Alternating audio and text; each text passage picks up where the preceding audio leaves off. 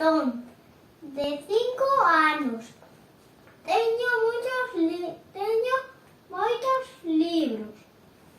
E hoy os vou a enseñar o punto vermello. En cada página que abras, hai que encontrar un punto roxo. Y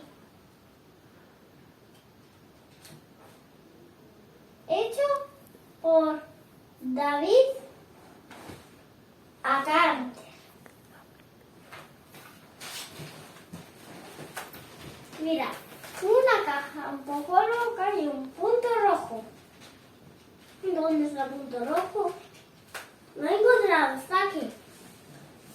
Muy bien, pasamos página. 2 molinillos bailarines y un punto rojo. Muy bien, encontrado, está aquí. 3 flamantes coronas y un punto rojo. ¿Cómo está? Bueno, sí, lo he encontrado. Está aquí. Adiós.